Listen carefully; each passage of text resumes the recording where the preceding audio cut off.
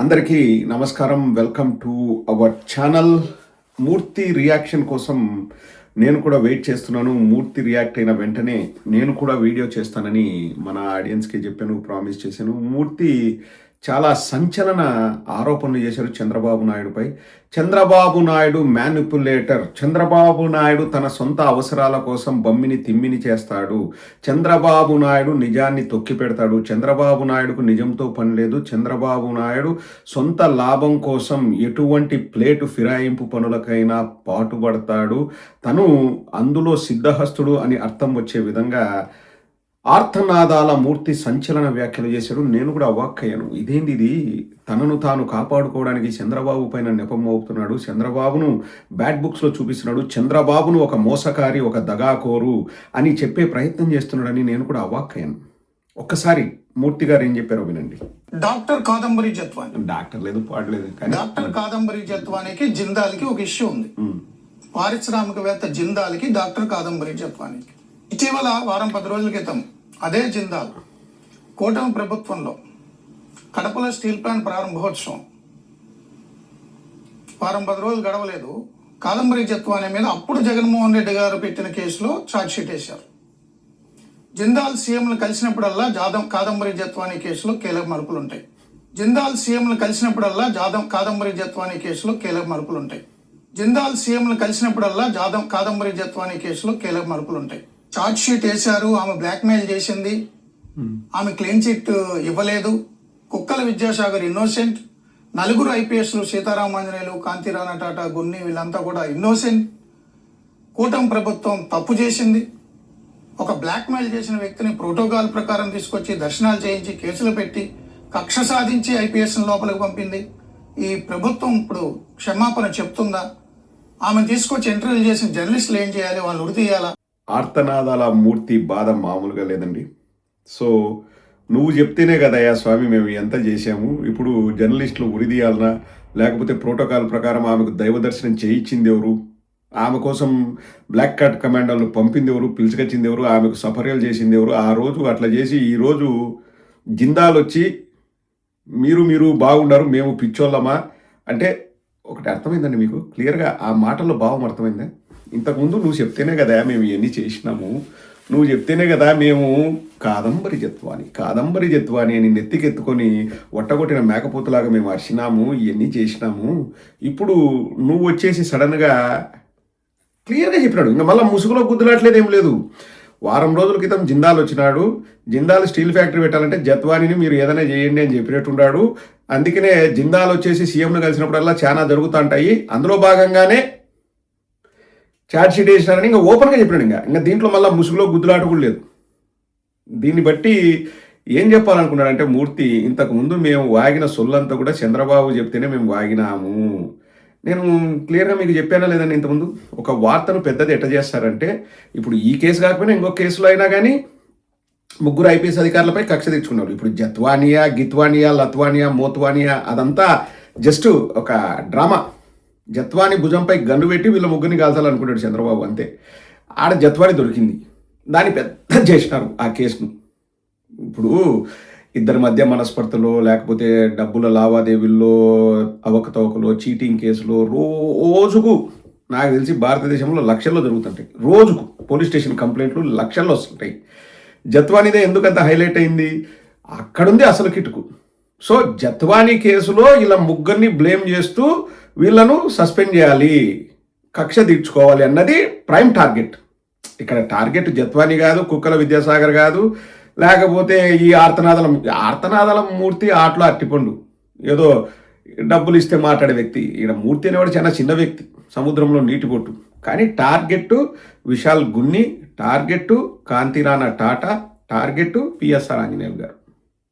వాళ్ళ మీద కక్ష తీర్చుకోవడానికి దీన్ని పెద్ద హైలైట్ చేస్తారు. ఏముందబ్బా ఇద్దరి మధ్య ఏదో గొడవ అంట. క్లియర్గా నిన్న ఆంధ్రజ్యోతి వాడే రాసినాడు. ఏమని రాసినాడు? 2009లో పరిచయం చేసుకుంది నటాషా అని చెప్పింది, డబ్బులు లేవు అని చెప్పింది, హోటల్ రూమ్కి వెళ్ళిపోయినారు అని. అప్పటికి మా పార్టీ లేదు, ఇద్దరు వ్యక్తుల మధ్య గొడవ, మాకేం సంబంధం?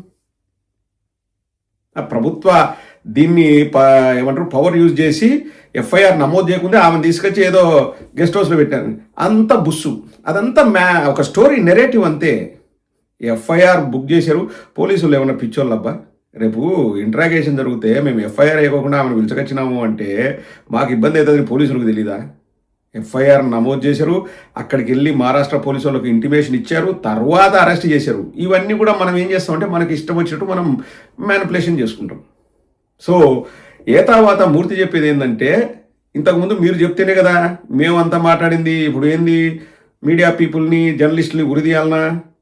పోలీసు వాళ్ళను అంటే ఆమెకు రక్షణ వలయంగా వచ్చిన పోలీసు వాళ్ళందరినీ తప్పుపట్టాలనా? ఆ రోజు నువ్వు అట్లా చెప్పమంటే చెప్పినాం కదా, ఈరోజు జిందాల్ వచ్చి నిన్ను కలుస్తానే ఛార్జ్ షీట్లో ఇట్టొచ్చింది అంటే, ఇక్కడ బాటం లైన్ చంద్రబాబు ఆ రోజు నిజం చెప్పాడా, ఈ రోజు అబద్ధం చెప్పాడా అనేది కానే కాదు. పోనీ ఈ రోజు నిజం చెప్పాడా, ఆ రోజు అబద్ధం చెప్పాడా అన్నది కానే కాదు. బాటం లైన్ ఏంటంటే, మా ఇష్టారీతిన మేము వ్యవస్థల్ని వాడుకుంటాము అన్నది ఇక్కడ క్లియర్గా తేటతెల్లమవుతుంది. అవునా కదండి? కింద కామెంట్ సెక్షన్ ఆయన క్లియర్గా ఆర్తనాథల మూర్తి చెప్తున్నాడు, జిందాల్ వచ్చి ముఖ్యమంత్రిని కలిసినప్పుడు ప్రతిసారి ఏదో మార్పు వస్తుంది అన్నాడు. అంటే మనకి ఇష్టం వచ్చినట్టు మనం వ్యవస్థల్ని మనం వాడుకుంటున్నాము అనేది మూర్తి భావన, మూర్తి మాటల్లో క్లియర్గా అయింది. మళ్ళీ ఇంకా నర్మగర్భ వ్యాఖ్యలు కూడా కాదు, కుండ బద్దలు కొట్టేట్టు ఓపెన్గా చెప్తుంది. మేము చెప్పాలనుకునేది కూడా అదే. ఆ రోజు ఏంద్రా స్వామి అంటే, ఇప్పుడు మనము చదువుకున్న వ్యక్తులము, సమాజాన్ని చూస్తున్నాము, 5 ఏళ్ళుగా ఈ రాజకీయాల్ని క్లోజ్గా అబ్జర్వ్ చేస్తున్నాము.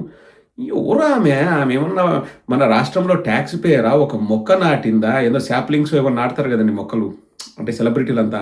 కనీసం ఒక మొక్క కూడా నాటలేదు. ఒక పిల్లోనికి ఏమన్నా సేవ చేసిందా? ఒక చదువు చెప్పిందా? లేకపోతే ఒక ట్రైనింగ్ ఇచ్చిందా? మన పిల్లలకి ఏమైనా ఉపన్యాసాలు ఇచ్చిందా? ఒక మంచి చేసిందా? ఎవరు స్వామి ఈ కాదంబరి జత్వాని ఈమెను కొట్టుకొని ఇంత లేపుతున్నారు? ఏందో ఆమె వస్తుంది అని ఏడుస్తుంది, పోతుంది. ఇప్పుడు ఒకటి, మనిషి ఆరోగ్యంగా ఉంది అంటే ఇది ఫిజికల్ దాడులు జరగలే ఆమె పైన, ఆరోగ్యంగా ఉంది. ఎందుకంటే ఆమె బయటకు వచ్చి మాట్లాడేటప్పుడు మనం చూస్తున్నాం. ఎందుకు ఏడుస్తుంది అర్థం కాదు. సడన్గా మీడియా కనిపించగానే ఏడుస్తుంది, శోకాలు పెట్టి ఏడుస్తుంది. నాకు అర్థమైంది కాదు, ఇది ఏం తేడాగా ఉందిరా స్వామి ఇది. ఎందుకంటే ఇప్పుడు అతి వినయం దూర్త లక్షణం అంటారు కదండి. ఇప్పుడు ఆమె ఇంకా ఓవర్ యాక్టింగ్ చేస్తుంది, అక్కడ క్లియర్గా తెలిసిపోతుంది. ఇంకా ఆర్తనాదాల మూర్తి అయితే మానవతావాది, ఇంకా మనుషుల్లో దేవత అన్నట్టు ఇంకా జాకీలు పెట్టడం. ఏం మూర్తికి ఏం జాకీలు పెట్టాలంటే సరదా కాదు. అంటే ఇంకా మూర్తి వ్యక్తిగతంగా ఏముందో నాకు తెలియదు, కానీ మూర్తి చంద్రబాబు ఎట్టు చెప్తే అట్లా మాట్లాడాడు. అందుకే ఈరోజు అంటున్నాడు జర్నలిస్ట్ను ఉరి తీయాలన్నా ఆ రోజు ఆమెకు సపోర్ట్గా మాట్లాడినానని. ఒరే నాయన, ఇప్పటికైనా నేను చెప్పేది ఒకటే, మూర్తికైనా, వెంకటకృష్ణకైనా, ఇంకొకటికైనా డబ్బుల కోసం జర్నలిజం చేయొద్దురా నాయన. మనకంటూ ఒక ఆత్మసాక్షి, మనస్సాక్షి ఉంటుంది. ఈరోజు నేను వెరీ క్లియర్గా చెప్తున్నా, నువ్వు ఎందుకు మాట్లాడుతున్నావు అంటే, నేను పార్టీ తరఫున మాట్లాడుతున్నా. మా పార్టీ అజెండాను మా అజెండాగా మేము ప్రజల్లోకి చేరవేరుస్తాం. ఇంకా పార్టీ అజెండాను చేరవేర్చేటప్పుడు వ్యక్తిగత అభిప్రాయాలతో పని ఉండదు. కానీ జర్నలిస్ట్ అనేవాడు ఏం చేయాలి? జర్నలిస్ట్ అనేవాడు కూడా నువ్వు వ్యక్తిగత అభిప్రాయాలతో పని లేకపోవచ్చు, కానీ వాస్తవం ఏంటనేది ప్రజలకు చెప్పాలి కదా. ఇది నిజము అని చెప్పాలి కదా. ఒక అజెండా పెట్టుకొని, ఒక ప్రీ ప్లాన్ పెట్టుకొని, ఒక నెరేటివ్ బిల్డ్ చేసి, ఒక కథను మీరే అల్లుకొని ఆ కథను నిజం చేయాలని చెప్పేసి చూడడం ఎంత దరిద్రము, దౌర్భాగ్యం. మూర్తి, ఒకరోజైనా నువ్వు జర్నలిజం చదివినావు అనుకుంటున్నాను, సాంబాగాడ్లాగా కాకుండా నువ్వు చదివినావని అనుకున్నాను. ఒకరోజైనా జర్నలిజం లాగా చేయండి. ఎందుకు ఈ తాపత్రయము? దేనికోసము? సిగ్గుండాలి కదా మనిషి జన్మెత్తినందుకు. క్లియర్గా చెప్తున్నాడండి, చంద్రబాబు నాయుడిని మన జిందాల్ కలిశాడు, ఛార్జ్ షీట్ వచ్చింది. అంటే ఏంది?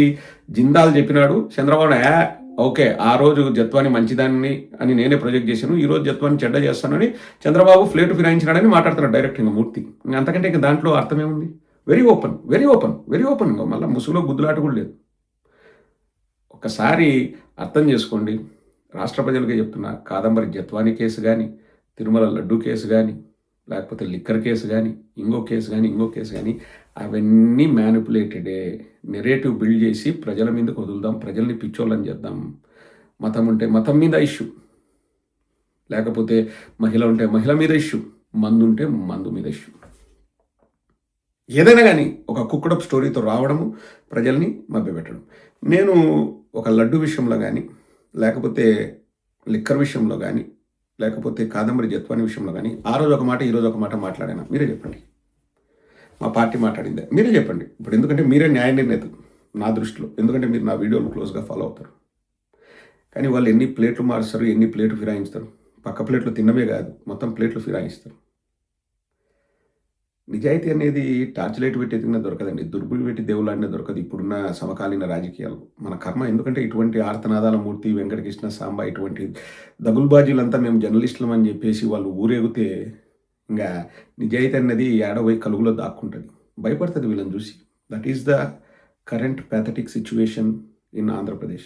వీళ్ళు తెలంగాణలో కూర్చుంటారు. ఆడ డబ్బులు తీసుకుంటారు. ఆంధ్రతో పని లేదు. కానీ ఉదయం లేస్తేనే విషయం కక్కేది జగన్మోహన్ రెడ్డి గారి పైన. మ్యానిపులేట్ చేయాలనుకునేది ఆంధ్ర వాళ్ళ బుర్రల్ని.